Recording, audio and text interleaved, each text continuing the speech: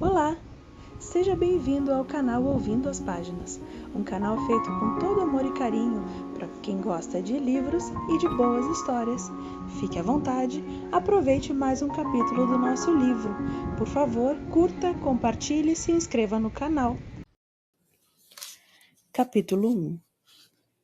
Os Bridgerton são, de longe, a família mais fértil da alta sociedade. Essa qualidade da viscondessa e do falecido visconde é admirável, embora se possa dizer que suas escolhas de nomes para os filhos sejam bastante infelizes.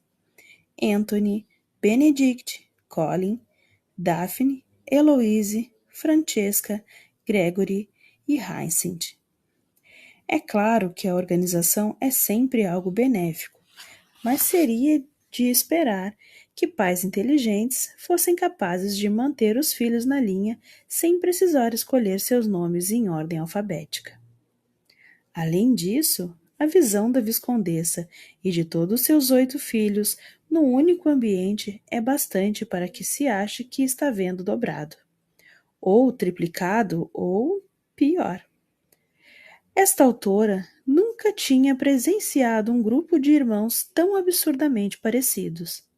Embora a autora não tenha memorizado as cores de seus olhos, todos os 8 têm estrutura óssea semelhante e os mesmos cabelos grossos e castanhos.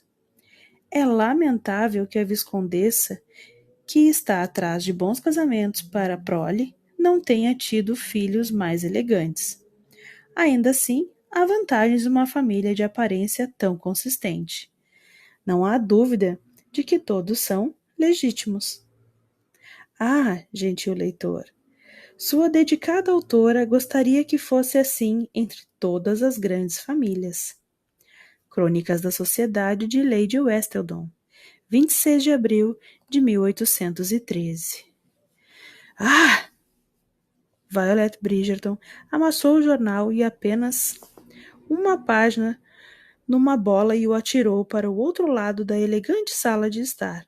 Sua filha Daphne foi sensata o suficiente e não fez comentário algum. Fingiu estar concentrada em seu bordado. Você leu o que ela escreveu? Perguntou Violet. Leu? Daphne olhou para a bola de papel, agora embaixo de uma mesa de canto de mogno. Não tive a oportunidade de ler antes de você terminar. Leia então, gritou ela, agitando o braço no ar e de forma dramática. Veja como aquela mulher nos difamou. Daphne largou calmamente o bordado e pegou o jornal amassado embaixo da mesinha. Esticou a folha no colo e leu o texto sobre a família. Piscou algumas vezes, depois ergueu o olhar. Não é tão ruim, mãe.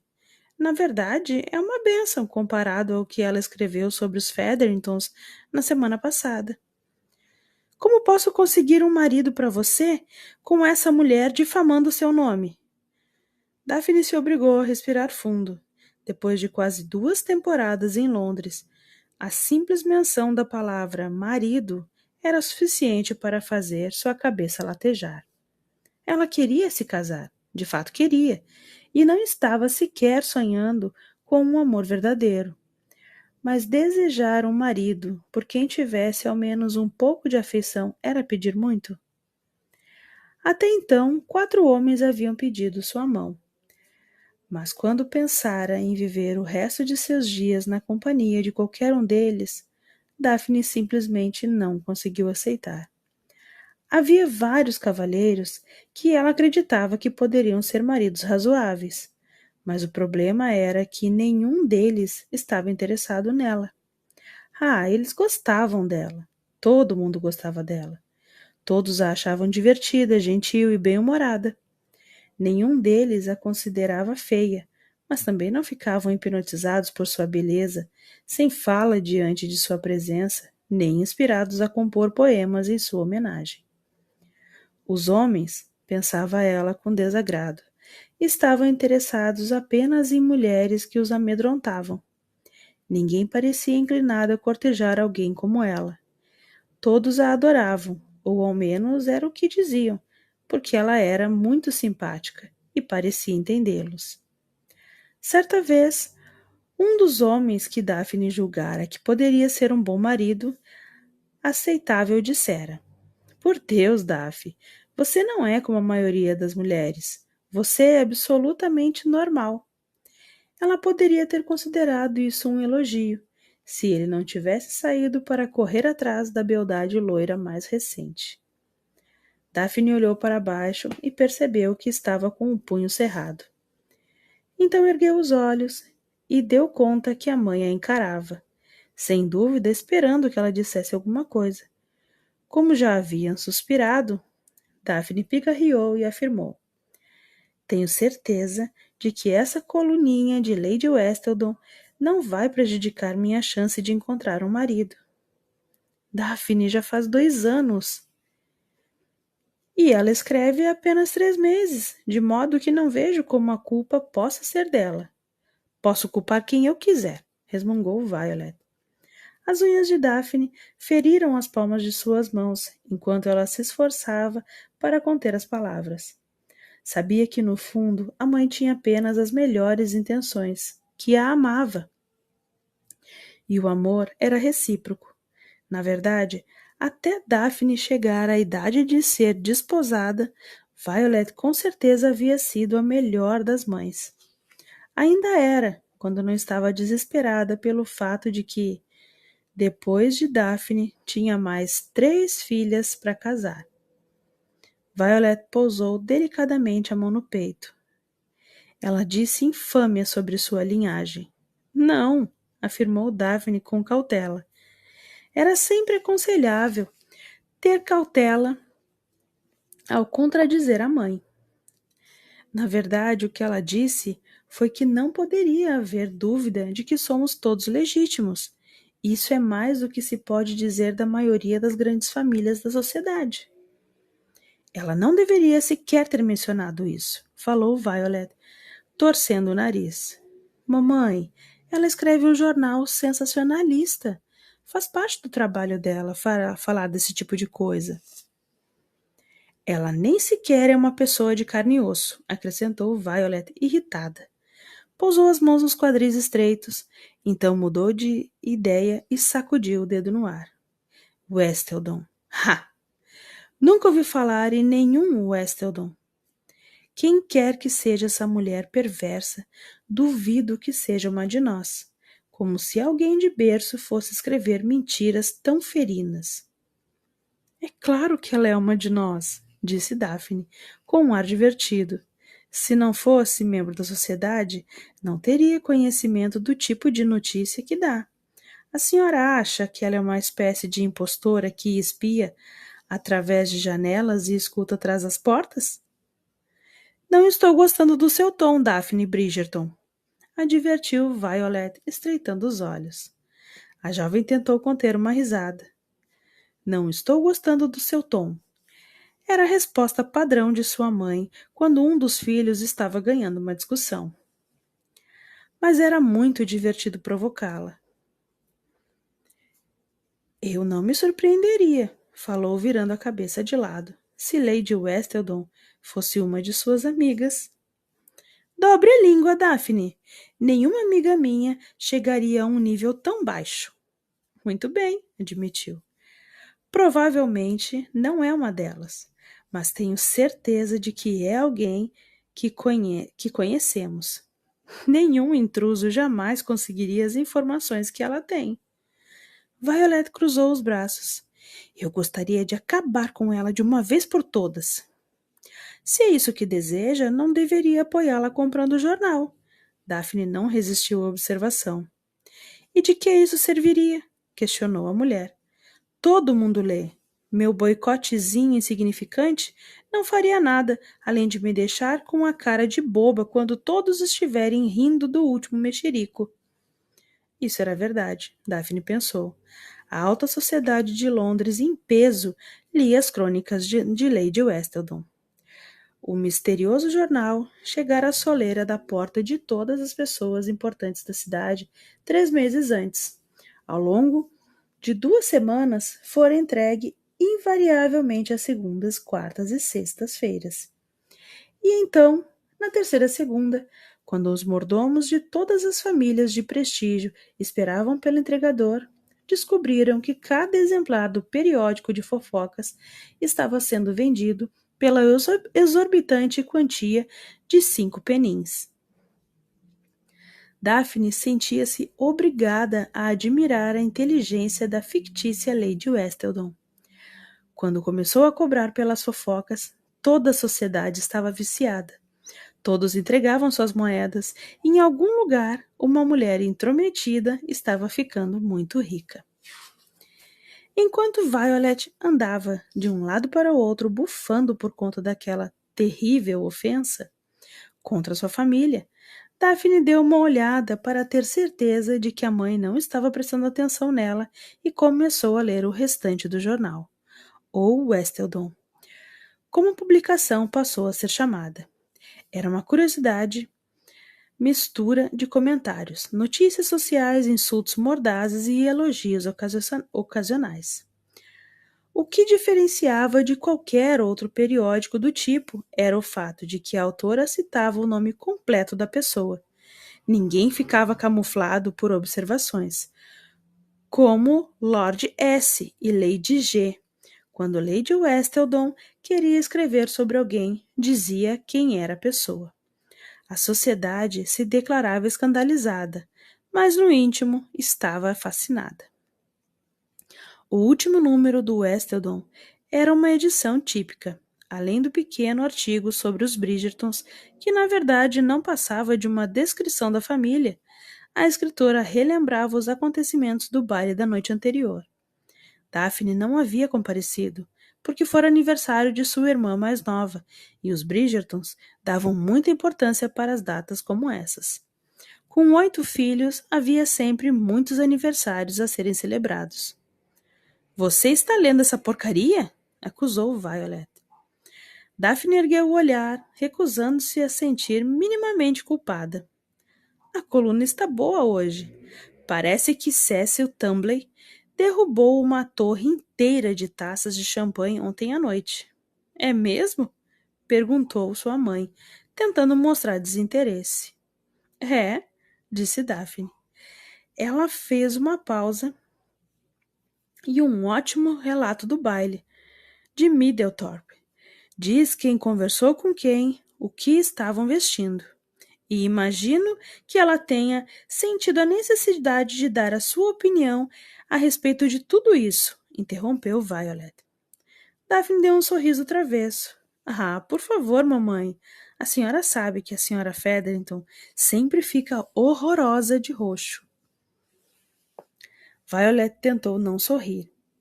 Daphne viu os cantos dos lábios da mãe se retorcerem enquanto ela tentava manter a compostura que considerava adequada a uma viscondessa na presença da filha. Mas em 2 segundos estava sentada ao lado de Daphne no sofá. Deixe-me ver isso, disse ela pegando o jornal. O que mais aconteceu? Perdemos alguma coisa importante? Sinceramente, mamãe, respondeu a jovem, com Lady Westleton como repórter, não é necessário ir a nenhum evento. Apontou para a publicação. Isso é quase tão bom quanto realmente ter estado lá. E é provável que seja até mais satisfatório. Tenho certeza de que comemos melhor ontem do que os convidados do baile. E me devolva isso aqui. Agarrou o periódico de volta, deixando um canto rasgado na mão de Violet. Daphne! A menina fingiu indignação. Eu estava lendo. Ora, ouça isso. Violet inclinou-se para a frente e Daphne começou a ler. O libertino, anteriormente conhecido como Conde de Clivedon, finalmente decidiu agraciar Londres com sua presença. Embora ainda não tenha se dignado a comparecer a nenhum evento noturno respeitável, o novo Duque de Hastings foi visto diversas vezes no White's e uma vez no Tattersall's. Fez uma pausa para respirar. Sua graça residiu no exterior por 6 anos. Será coincidência que tenha retomado apenas agora que o velho duque está morto? Ela ergueu o olhar. Minha nossa, ela é bem direta, não? Clivedon não é amigo de Anthony? É Hastings agora, disse Violet automaticamente. E sim, acredito que ele e Anthony tenham sido amigos em Oxford. Acho que em Eton também. Franziu a testa e estreitou os olhos azuis pensativos. Ele era meio problemático, pelo que me lembro. Estava sempre em conflito com o pai, mas tem fama de ser brilhante. Tenho quase certeza de que Anthony falou que ele era o melhor da turma em matemática, o que acrescentou, dando uma revirada de olhos típica de mãe. É mais do que posso dizer de qualquer um dos meus filhos. Ai, mãe, provocou Daphne. Não tenho nenhuma dúvida de que ficaria em primeiro lugar em Oxford se aceitassem mulheres. Violet riu. Eu corrigia seus trabalhos de aritmética quando sua professora ficava doente, Daphne. Bem, talvez em história, então? Disse Daphne sorrindo. Voltou a olhar para o jornal e suas mãos indo direto para o nome do novo duque. Ele parece bem interessante, murmurou. Violet olhou para ela atentamente. Ele não é nem um pouco adequado para uma moça da sua idade, isso sim. É curioso que a senhora me ache jovem demais para conhecer os amigos de Anthony e ao mesmo tempo tão velha que morre de medo que eu jamais consiga um bom casamento. Daphne Bridgerton, não estou gostando do meu tom, eu sei. A jovem sorriu. Mas a senhora me ama. Violet sorriu calorosamente e passou um braço sobre o ombro da filha. Isso é verdade. Amo mesmo. Daphne deu um leve beliscão na bochecha da mãe. É a maldição da maternidade. A senhora precisa nos amar, mesmo quando nós a irritamos. Violet deu um suspiro. Espero que um dia você tenha filhos. Exatamente como eu. Eu sei, mamãe. Daphne deu um sorriso melancólico e apoiou a cabeça no ombro de Violet. A mãe era questionadora em excesso. O pai se mostrara mais interessado em cães e caçadas do que em assuntos da alta sociedade, mas os dois haviam tido um casamento afetuoso, cheio de amor, alegria e filhos. Eu poderia fazer uma coisa muito pior do que seguir seu exemplo, mamãe, murmurou ela. Nossa, Daphne! Falou Violet com os olhos se enchendo de lágrimas. Que coisa encantadora de se dizer! A jovem enrolou um cacho de cabelo castanho no dedo, sorriu, transformou o momento sentimental em provocação. Ficarei feliz em seguir seus passos em relação ao casamento e filhos, mamãe, desde que eu não precise dar à luz a 8 crianças.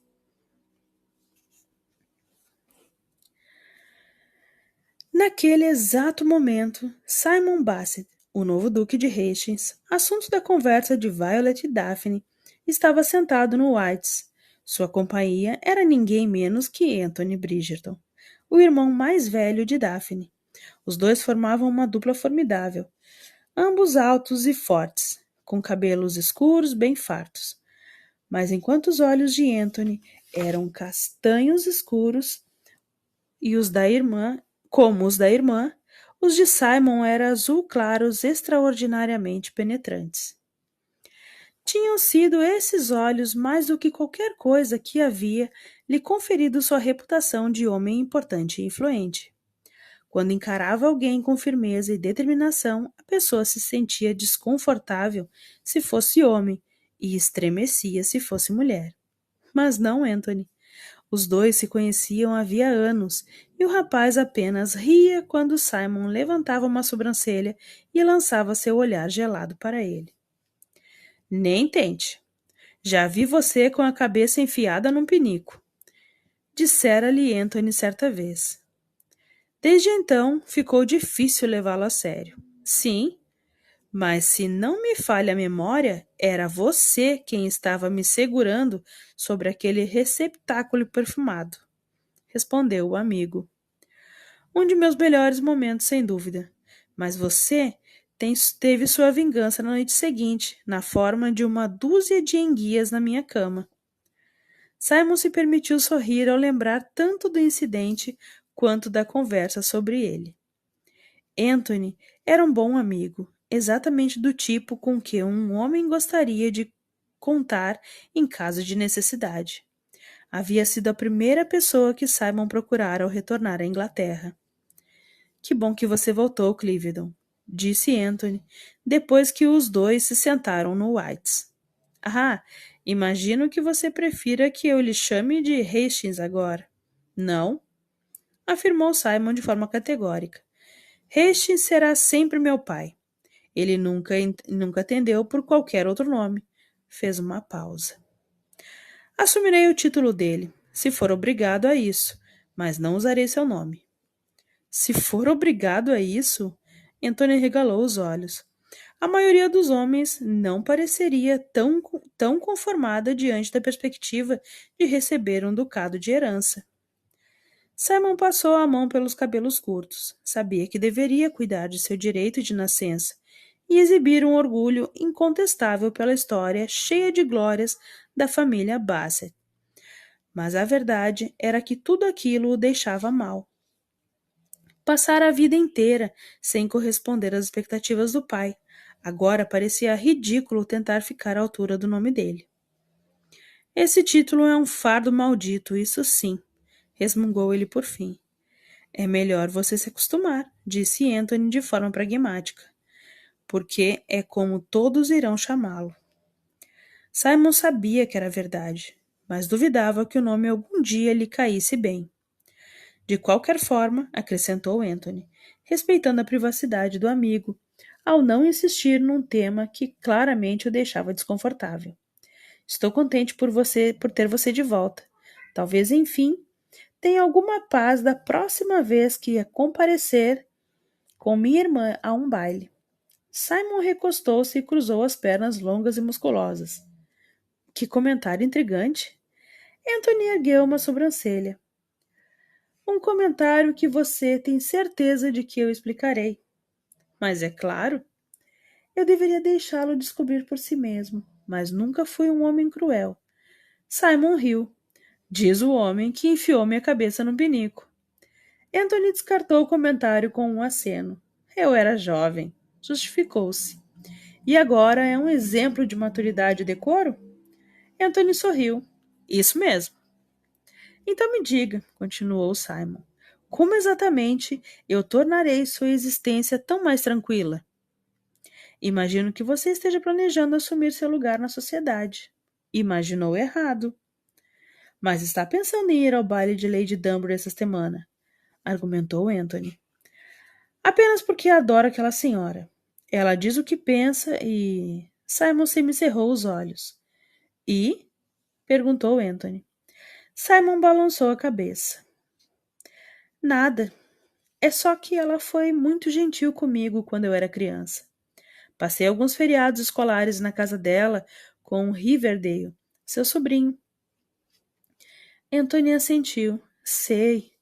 Então você não tem intenção de entrar para a sociedade? Estou impressionado com a sua determinação. Mas deixe-me lhe dar um aviso. Mesmo que não queira participar dos eventos sociais, elas vão encontrar você.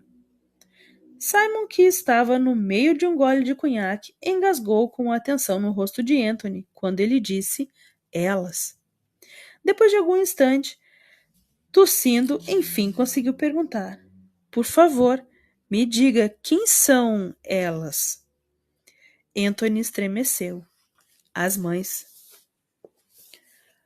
Como não tive uma, não sei se entendo o que quer dizer. As mães da sociedade, seu tolo. Aqueles dragões cuspidores de fogo que têm filhas em idade de casar. Que Deus nos ajude. Você pode fugir, mas é impossível se esconder delas. E devo alertá-lo para o fato de que minha mãe é a pior de todas. Minha nossa! E eu, pensando que a África era perigosa. Anthony lançou um olhar de pena ao amigo.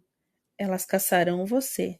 E quando o encontrarem, você se verá preso a um diálogo com uma moça pálida, toda vestida de branco, que não consegue falar sobre nada além do clima, clubes de debutantes e fitas de cabelo. Uma expressão animada tomou conta do rosto de Simon. Suponho, então, que durante minha estada no exterior você tenha se tornado um cavalheiro elegível? Não por vontade própria, posso lhe garantir. Se dependesse de mim, eu fugiria dos eventos sociais como o diabo foge da cruz. Mas minha irmã debutou ano passado e sou obrigado a acompanhá-la de vez em quando. Daphne? Anthony olhou para o amigo surpreso. Vocês já se conhecem? Não, admitiu Simon. Mas me recordo das cartas que ela mandava para você na escola. E lembrei que era a quarta dos filhos, de modo que seu nome teria de começar com D e. Ah, sim! Interrompeu Anthony, revirando levemente os olhos. O método Bridgerton de batizar os filhos.